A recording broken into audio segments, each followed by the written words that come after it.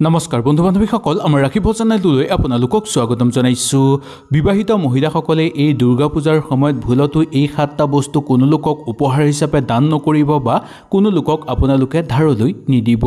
যদি এনে কৰে তেনেহ'লে স্বামীৰ অমংগল আহি পৰিব। এনে কৰিলে আপোনালোকৰ জীৱন ধ্বংস হৈ পৰিব, স্বামীৰ অকাল মৃত্যু ঘটিব পাৰে। আমাৰ ঘৰত থকা সকলো শুভ শক্তি আমাৰ ঘৰৰ পৰা নোহোৱা হৈ পৰিব আৰু ঘৰত বেয়া শক্তিৰ আগমন হ'বলৈ ধৰিব। সেইকাৰণে এই দুৰ্গা পূজাৰ এই 3 দিনত বিবাহিত মহিলাসকলে এই 7টা বস্তু কোনো মানুহক দিয়াটো উচিত নহয়।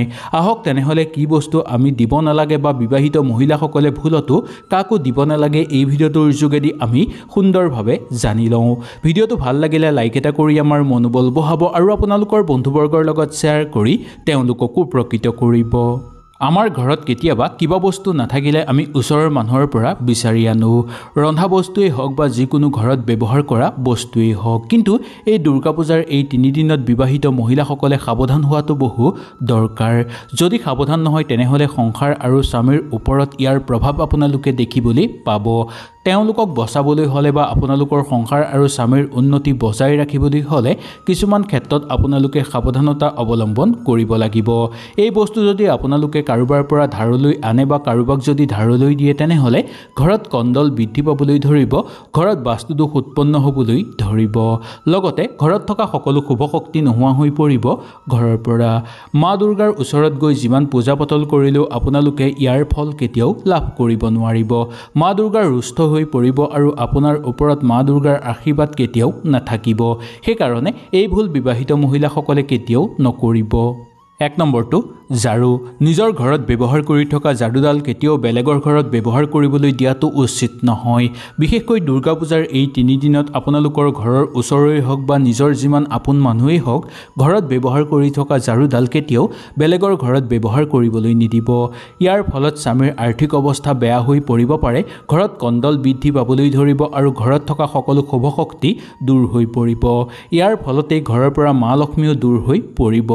মা লক্ষ্মীৰ বাহক ঝাৰু বুলি মনা যায়, কিন্তু এই শুভ দিনত যদি ঝাৰু আপোনালোকৰ ঘৰৰ পৰা বাহিৰ হৈ যায় তেনেহ'লে কোনো দিনত আপোনালোকৰ ঘৰলৈ মা লক্ষ্মী প্ৰৱেশ নকৰিব, যাৰ ফলত আপোনালোকৰ ঘৰত অশান্তি বৃদ্ধি পাবলৈ ধৰিব, দুখ দৰিদ্ৰতা বৃদ্ধি পাবলৈ ধৰিব আৰু ঘৰত প্ৰায় অশান্তি দেখিবলৈ পোৱা যাব। বিবাহিত মহিলাসকলে দুৰ্গা পূজাৰ এই 3 দিনত ভুলতো কাকো সেন্দুৰ ব্যৱহাৰ কৰিবলৈ নিদিব বা নিজেই ব্যৱহাৰ কৰি থকা সেন্দুৰ কেতিয়াও কাকো ব্যৱহাৰ কৰিবলৈ নিদিব। ইয়াৰ ফলত স্বামী আৰু সংসাৰৰ অমংগল হৈ পৰিব পাৰে।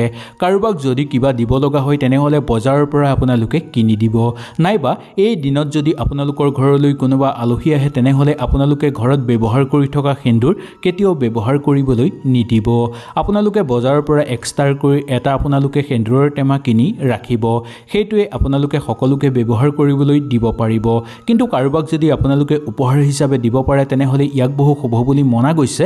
নতুনকৈ আপোনালোকে বজাৰৰ পৰা কিনি আনি যদি দুৰ্গা পূজাৰ সময়ত কাৰোবাক সেন্দুৰ উপহাৰ দিয়ে তেনেহ'লে ইয়াক বহু শুভ হ'ব আৰু মা দুৰ্গা অতি সোনকালে আপোনালোকৰ ওপৰত সন্তুষ্ট হৈ পৰিব আৰু আশীৰ্বাদ প্ৰদান কৰিব। দুৰ্গা পূজাৰ এই 3 দিনত কোনো ধাৰ থকা বস্তু কেতিয়াও কোনো লোকক দান কৰাটো উচিত নহয় বা কেতিয়াও আপোনালোকে ঘৰৰ ওচৰৰ মানুহকো আপোনালোকে ব্যৱহাৰ কৰি থকা ধাৰ থকা বস্তু নিদিব। ইয়াৰ ফলত দাম্পত্য জীৱনত আপোনালোকৰ ক্ষতি হৈ পৰিব পাৰে। এই দুৰ্গা পূজাৰ ফলতেই আপোনালোকৰ ঘৰৰ পৰা সুখ শান্তি নোহোৱা হৈও পৰিব পাৰে। সেইকাৰণে এইকেইদিনত আপোনালোকে ধাৰ থকা বস্তু কোনো লোকক আপোনালোকে দান নকৰিব, কিন্তু ঘৰলৈ কিনি আনিব বিচাৰিলে আপোনালোকে কিনি আনিব পাৰিব। ইয়াক বহু শুভ বুলি মনা গৈছে। আপোনালোকে বজাৰৰ পৰা কোনো ধাৰ থকা বস্তু ঘৰলৈ কিনি আনি আপোনালোকে ঘৰত ৰাখিব পাৰিলে আপোনালোকৰ মংগল হ'ব। আমাৰ সকলোৰে ঘৰত ৰন্ধা বঢ়া আৰু খোৱা বোৱাৰ কাৰণে ষ্টীলৰ বাচন বৰ্তন ব্যৱহাৰ কৰা হয়, কিন্তু ঘৰত ব্যৱহাৰ কৰি থকা বাচন বৰ্তন কেতিয়াও কাকো উপহাৰ হিচাপে নিদিব বা আপোনালোকে কেতিয়াও কাকো ধাৰলৈ দিয়াটো উচিত নহয়। যদি কাৰোবাক কিবা দিব লগা হয় ডিছপাতত আপোনালোকে দিব পাৰিব, নাইবা আপোনালোকে বেলেগ ব্যৱস্থা কৰি দিবলৈ চেষ্টা কৰিব এই দুৰ্গা পূজাৰ 3 দিনত। কেতিয়াবা আমাৰ ঘৰৰ ওচৰৰ মানুহে কিবা বস্তু বিচাৰি আহিলে আমি ষ্টীলৰ বাচন বৰ্তনতেই কিবা বস্তু দি পঠাওঁ, কিন্তু এই দুৰ্গা পূজাৰ তিনিদিনত আপোনালোকে তেনে কাম কেতিয়াও নকৰিব। এনে কৰিলে আপোনালোকৰ বহু অমংগল হৈ পৰিব। যদি বিশেষ কাৰণত দিব লগা হয় বা খুজি আহে তেনেহ'লে আপোনালোকে দিব, কিন্তু আপোনালোকে সদায় ব্যৱহাৰ কৰি থকা বস্তুত নিদিব। কেতিয়াবা ব্যৱহাৰ কৰি থকা বস্তুত দিব পাৰিব, নাইবা আপোনালোকে দৃষ্টিপাতত দিবলৈ চেষ্টা কৰিব। ইয়াৰ ফলত আপোনালোকৰ অমংগল আহি পৰিব পাৰে আৰু ঘৰৰ পৰা সুখ শান্তি নোহোৱা হৈ পৰিব। ঘৰত প্ৰচুৰ পৰিমাণে অৰ্থহানি হ'বলৈ ধৰিব আৰু আপোনালোকৰ ঘৰৰ পৰা মা লক্ষ্মী গুচি যাব। এই দুৰ্গা পূজাৰ তিনিদিনত আপোনালোকে বা বিশেষকৈ বিবাহিত মহিলাসকলে বিয়াত দিয়া কাপোৰ কেতিয়াও আপোনালোকে কাকো পিন্ধিবলৈ নিদিব বা কাকো সেই কাপোৰ উপহাৰ হিচাপে আপোনালোকে নিদিব। আপোনালোকৰ যেতিয়া বিয়া হৈছিল বা সেই বিয়াত যি কাপোৰ উপহাৰ হিচাপে আপোনালোকে পাইছিল, সেই কাপোৰ কেতিয়াও এই দুৰ্গা পূজাৰ সময়ত কোনো লোকক পিন্ধিবলৈ দিব নালাগে বা কাকো আপোনালোকে উপহাৰ হিচাপে নিদিব। আহিব পাৰে আপোনালোকৰ বহু বেছি বিপদ।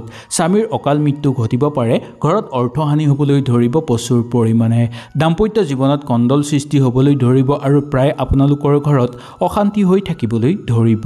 সেইকাৰণে এইকেইটা বস্তুৰ প্ৰতি আপোনালোকে বিশেষকৈ লক্ষ্য ৰাখিবলৈ চেষ্টা কৰিব। বিশেষকৈ এই তিনিদিনত আপোনালোকে কাকো এই বস্তুবোৰ দিয়াটো উচিত নহয়। ভুলতো ঘৰত ব্যৱহাৰ কৰি থকা তেল কাকো দান কৰাটো উচিত নহয়।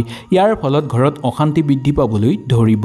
কেতিয়াও আপোনালোকে দুৰ্গা পূজাৰ এইকেইদিনত তেল কাকো ধাৰলৈ নিদিব বা দান নকৰিব। বিশেষ কাৰণত আপোনালোকে তেল দিব লগা হ'লে আপোনালোকে সৰুকৈ হ'লেও কিনি পেলাই দিবলৈ চেষ্টা কৰিব তেলৰ পেকেট এটা বা তেলৰ বটল এটা। কিন্তু আপোনালোকে কেতিয়াও ঘৰত ব্যৱহাৰ কৰি থকা তেল ঘৰৰ ওচৰৰ মানুহে খুজি আহিলেও দিয়াটো উচিত নহয় বা আপোনালোকে কাকো দান কৰাটো উচিত নহয়। যদি দুৰ্গা পূজাৰ এই তিনিদিনত এনে কৰে তেনেহ'লে আপোনালোকৰ ঘৰত অপায় অমংগল দেখিবলৈ পাব আৰু আপোনালোকৰ ঘৰত অকাল দেখিবলৈ পোৱা যাব, যাৰ ফলত আপোনালোকৰ জীৱনত দুখ দৰিদ্ৰতা নামি আহিবলৈও ধৰিব। সেইকাৰণে এই ভুল আপোনালোকে দুৰ্গা পূজাৰ তিনিদিনত কেতিয়াও নকৰিব। এই দুৰ্গা পূজাৰ এই তিনিদিনত খোৱা বস্তু কেতিয়াও আপোনালোকে দান নকৰিব। কিবা যদি দৰকাৰ হয় তেনেহ'লে ঘৰত মাতি আনি আপোনালোকে সুন্দৰভাৱে খুৱাব পাৰে, কিন্তু আপোনালোকে ঘৰত বনাই থোৱা বস্তু বা ঘৰত ব্যৱহাৰ কৰি থকা খোৱা বস্তু কেতিয়াও কাকো উপহাৰ হিচাপে আপোনালোকে দি নিদিব। ইয়াৰ ফলত আপোনালোকৰ সাংসাৰিক ক্ষেত্ৰত ক্ষতি হোৱাৰ সম্ভাৱনা দেখিবলৈ পোৱা যাব। এই বস্তু যদি আপোনালোকে যদি কাৰোবাক দি দিয়ে তেনেহ'লে আপোনালোকৰ ঘৰৰ পৰা মা লক্ষ্মী গুচি যাব আৰু ঘৰত দৰিদ্ৰতাই দেখিবলৈ বা দৰিদ্ৰ হৈ পৰিব, যাৰ ফলত ঘৰত অশান্তিও বৃদ্ধি পাবলৈ ধৰিব। সেইকাৰণে খোৱা বস্তু কেতিয়াও আপোনালোকে কাকো দান নকৰিব বা উপহাৰ হিচাপে নিদিব। যদি আপোনালোকৰ খুৱাবলৈ মন তেনেহ'লে ঘৰত মাতি আনি সুন্দৰভাৱে খুৱাব আৰু ইয়াৰ ফলত আপোনালোকে মা দুৰ্গাৰ আশীৰ্বাদ লাভ কৰিবলৈ সক্ষম হ'ব। জ্যোতিষশাস্ত্ৰৰ অনুসৰি দুৰ্গা পূজাৰ এই তিনিদিনত দা কটাৰী বা চুৰিজাতীয় বস্তু বিচনাৰ তলত কেতিয়াও ৰাখিব নালাগে। যদি কাৰোবাৰ পৰামৰ্শৰ মতে আপোনালোকে ৰাখিছে তেনেহ'লে একো নহয়, কিন্তু আপোনালোকে এনেই নাৰাখিব। ই হ'ল হিংসাৰ প্ৰতীক। এইবোৰ বস্তু ৰাখিলে মানুহৰ মনত হিংসা বৃদ্ধি পাবলৈ ধৰে আৰু লগতে আপোনালোকৰ জীৱনলৈ দুৰ্ভাগ্য লৈ আহে। সেইকাৰণে দুৰ্গা পূজাৰ এই তিনিদিনত আপোনালোকে বিচনাৰ তলত কেতিয়াও চুৰিজাতীয় বস্তু বা দাৰ কটাৰী কেতিয়াও আপোনালোকে নাৰাখিব। ইয়াৰ পৰা সাৱধানতা অৱলম্বন কৰিব। কোনোবা পণ্ডিতসকলে যদি বা কোনো জ্যোতিষসকলে যদি আপোনালোকক ৰাখিবলৈ কয় তেনেহ'লে আপোনালোকে নিশ্চয় ৰাখিব পাৰিব। হয়তো সুন্দৰভাৱে বুজি পালে। যদি কিবা অসুবিধা পালে নিশ্চয় মোক তলত কমেণ্ট কৰি জনাব। তেনেহ'লে আজিলৈ আপোনালোকৰ ওচৰৰ পৰা বিদায় লৈছোঁ। কালিলৈ পুনৰ আপোনালোকক লগ পোৱাৰ প্ৰতিশ্ৰুতিৰে আজিলৈ নমস্কাৰ।